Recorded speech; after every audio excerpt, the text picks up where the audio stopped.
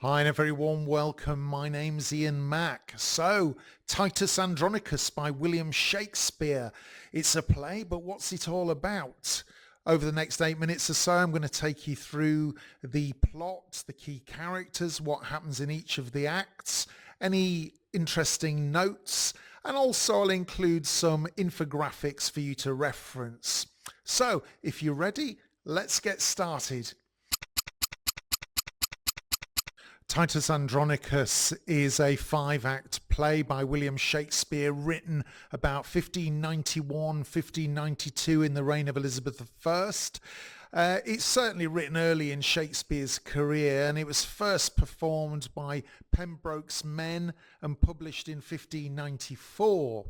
It's considered his earliest tragedy and is set in ancient Rome during a period of political turmoil.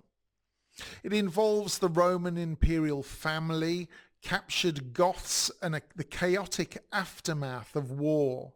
This is a play not for the faint-hearted, and it's full of adult material, so be warned. Themes of revenge, honour, political corruption, family loyalty, and a cycle of violence. It's known for its extreme violence, this play, and has a very dark tone. It includes murder, mutilation, and in fact, cannibalism. The basic plot is as follows. Roman general Titus Andronicus returns to Rome after defeating the Goths, brings captive Queen Tamora and her sons. Now, he sacrifices the eldest son, sparking her thirst for revenge. Tamora becomes empress by marrying the new Roman emperor Saturninus and plots Titus's ruin. Tamora's lover, Aaron the Moor, orchestrates horrors. Titus's sons are falsely accused and executed, and his daughter Lavinia is ravished and mutilated by Tamora's sons. Titus feigns madness, then takes revenge by killing Tamora's sons, baking them in a pie and serving them to Tamora. He kills Lavinia to end her suffering. Then he kills Tamora too. Saturninus kills Titus and is in turn killed by Titus's son, Lucius. Lucius becomes emperor and orders Aaron buried alive. Now, you may want to repeat that section just to cover all of those key points. There are 8 or 9 characters in the play worthy of note. We've got obviously Titus Andronicus, the celebrated Roman general, and we've got Tamora, queen of the Goths, captured by Titus.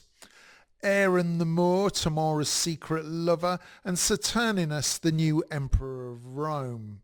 Lavinia, Titus's only daughter, and Lucius, Titus's eldest surviving son. I've lumped these two together, but Chiron and Demetrius, Tamora's cruel and violent sons. And finally, Bassianus, the brother of Saturninus and husband of Lavinia. Act 1, Return and Revenge. Victorious Roman general Titus Andronicus returns to Rome with Tamora, queen of the Goths, as a prisoner. He sacrifices her eldest son. The emperor's throne is disputed. Saturninus becomes emperor and marries Tamora, who vows revenge on Titus. Act 2 is the trap. So Tamora's lover Aaron the Moor plots against Titus.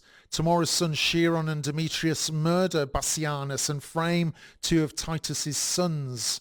They then ravish Titus's daughter Lavinia and cut off both the tongue and her hands to silence her.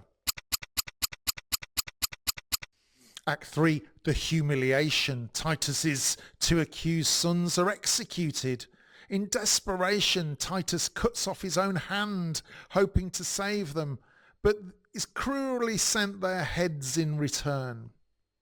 Broken, he begins plotting revenge. In Act 4 we have revelation.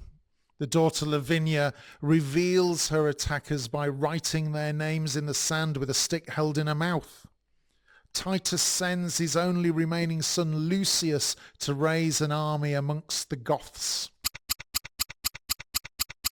Act 5 is one of bloody revenge. It's like a horror show. Titus kills Chiron and Demetrius, the sons, by baking them in a pie and serves them to their mother Tamora. Lucius kills Lavinia, then Tamora. Saturninus kills Titus and Lucius kills Saturninus. Lucius becomes emperor and orders Aaron to be buried alive. During the late Elizabethan period into the Jacobean period, revenge was of great interest to audiences, and this is certainly Shakespeare's early attempt at an Elizabethan revenge tragedy. Titus Andronicus contains more deaths, mutilations and acts of revenge than any other Shakespeare play. On stage it was notorious for shocking audiences. Though later criticised as too violent, it was one of Shakespeare's most performed plays during his lifetime. The play's gruesome scenes make it one of the most technically challenging plays to stage convincingly. Maybe more suitable for film, perhaps. And some more modern productions use stylized or symbolic staging to soften the gore, whilst others present it realistically and disturbingly to highlight its sheer brutality. Gosh, what a play, and not for the faint-hearted. If it ever does get shown in your area, please do go and support it. Thank you so much for your time, of course, and I hope it's helped you to get you started with this elusive play. Don't forget to share any comments or information you have below. I look forward to meeting you again in the next one. My name's Ian Mack, and until then, remember, time is knowledge.